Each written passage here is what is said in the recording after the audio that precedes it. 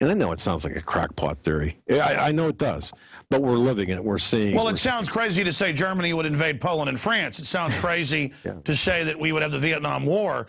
I mean, we are now at a crossroads. We are now at a point where all of this craziness is unfolding. Now, going back to this, all the preparations I see does point towards what you said your sources are saying. They're intending to stay in, and they've gotten Facebook, and they've gotten Twitter, and a bunch of these other moguls have said they're giving all their data to Obama and these databases, and there's a lot of talk about hacking the election or Obama trying to steal it.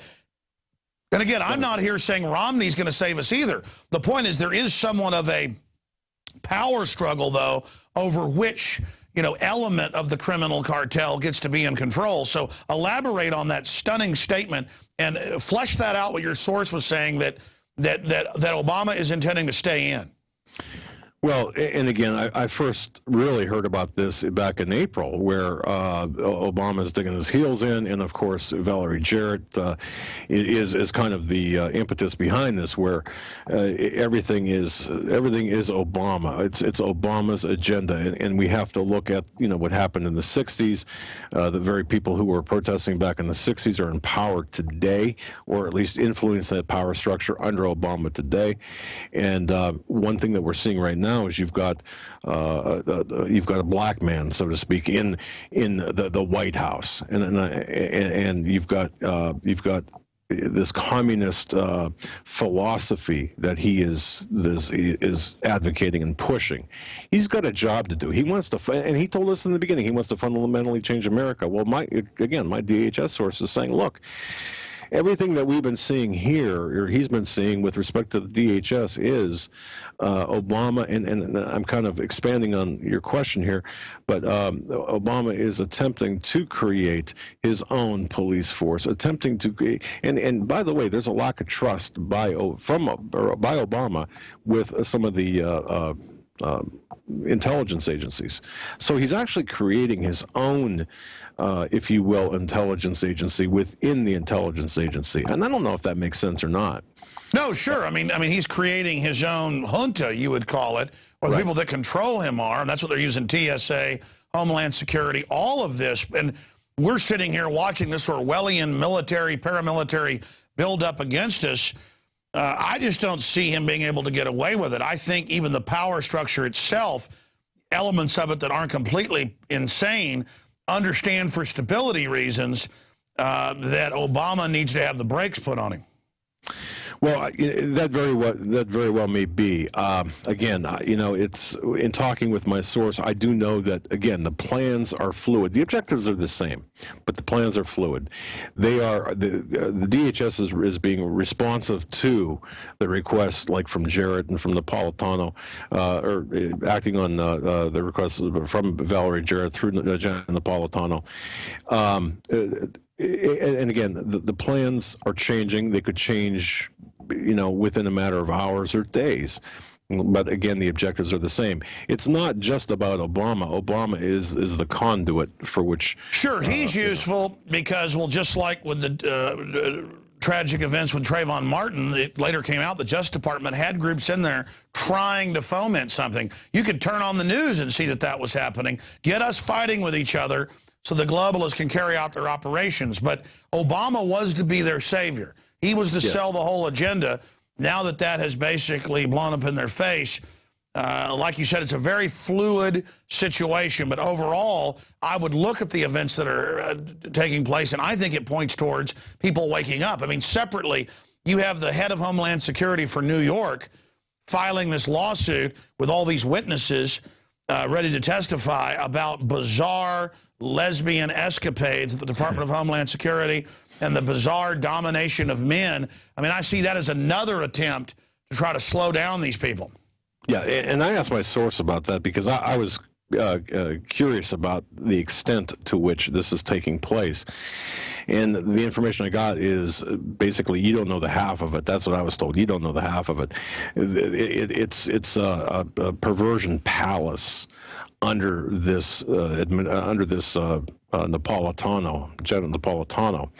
And I've got to tell you, it's the morale. It affects morale, it affects performance, and it's having a very toxic effect on the very people that go into the Department of Homeland Security or are assigned to DHS, you know, with the idea that, hey, I'm going to be doing something good for my country, and yes, I'm going to uphold the Constitution. Well, they don't want those kind of people.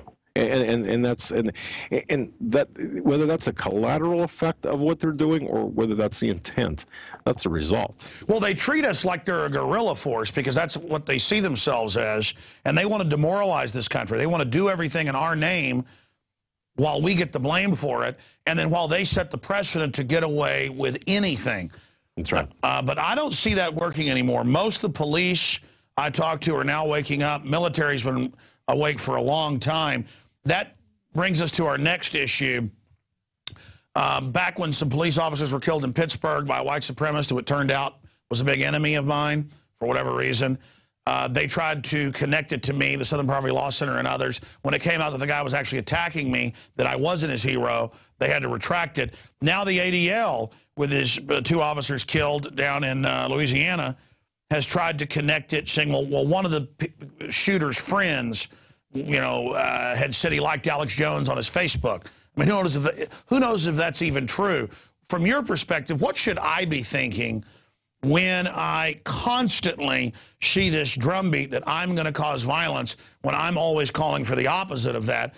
Because, I mean, I know the globalists genuinely want violence. They want to paint political debate as violent. Why do you think, or do your sources have any info about what's happening? I mean, I know that you had some information also. This dovetails with a FOIA request that was done at one fusion center, just out of hundreds, where people see my website posted somewhere and they call the Threat Fusion Center to see if it's terrorism, and they say, oh, that's just the conspiracy theorist. You know, he claims that there's a world government.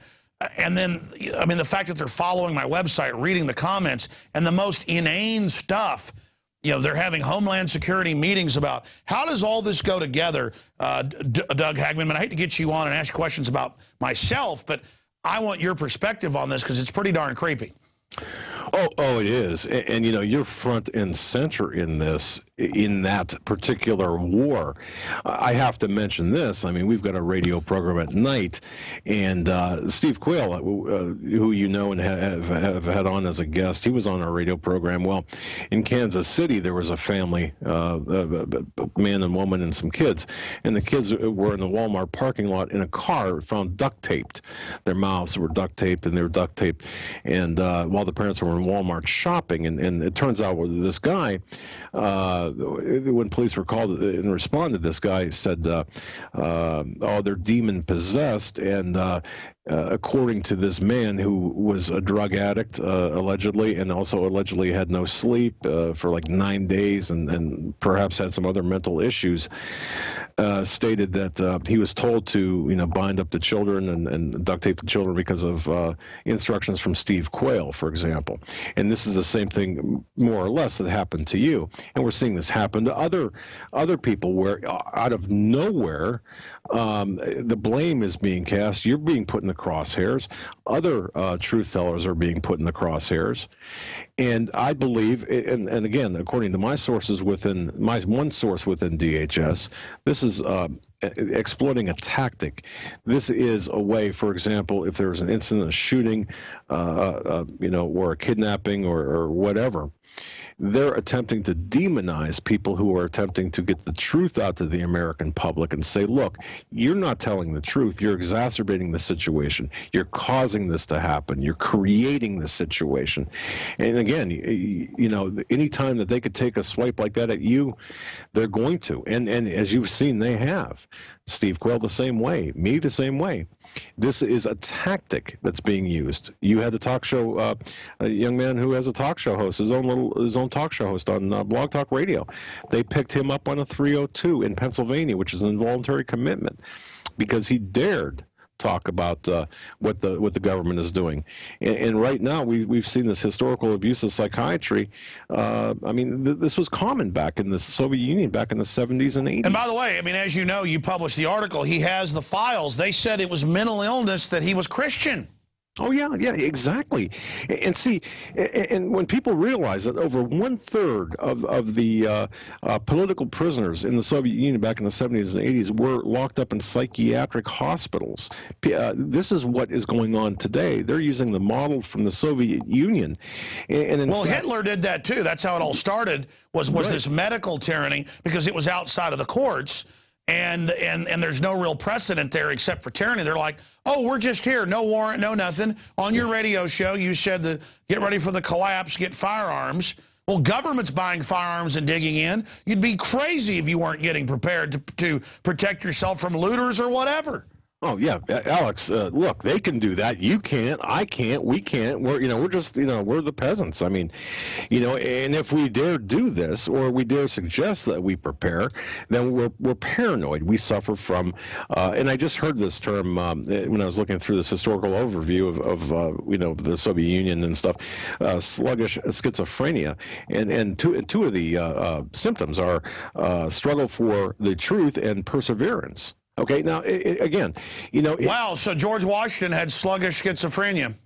Exactly, and it's so, it's amazing to see this, but this is what's taking place right now. So this is a very effective asymmetrical war that's being waged against the American people, and I think people, as you mentioned, people are waking up to this, and thanks to you and thanks to all of us. I mean, people are starting to see this is going on. Well, let me raise that. You talk to a ton of police.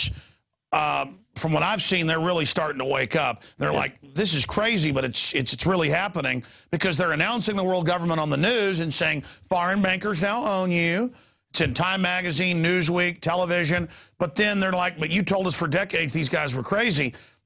I think there's a collapse in confidence. That's why they're hitting the panic button and may get rid of their puppet Obama and put in Romney, because they think that'll make people go back to sleep. I mean, what are you seeing with police? No, I'm seeing the police I talk to, and I talk to a lot of police officers from multiple states on a daily basis, especially in the Northeast. And what I'm seeing is there's really two parts. There are what I'll call the normal police officers, the police officers that have been around. They understand the Constitution. They are about protecting and serving the public. And then there are the other the police that come back perhaps from a couple of tours overseas in Afghanistan and Iraq. They're the soldiers on steroids. They get into a position of power in the police department, and they're pushing the older, more protect and serve type out, and this is what this is what's taking place. But in the meantime, the older crowd, or the people who are, or the police who are actually involved in protecting and serving the public, are saying, hey, this isn't right. But then again, they're also the same ones that are facing maybe 2-3 years from retirement and being told, look, if you don't go along with the program, we'll just you can exit stage left right now. We'll send you out right now. I mean, they're not even giving them the chance of a desk job. It's just you could take it or leave it, and if you leave it, there goes your pension. So it's really kind of we're at a critical point here. Well, I've looked at all the angles. If the ADL, Southern Poverty Law Center, the federal government run by Big Sis and all of them, if they're able to maneuver the American people and the police into a fight with each other, which is what's being set up here, I mean, it is going to be absolutely hellish.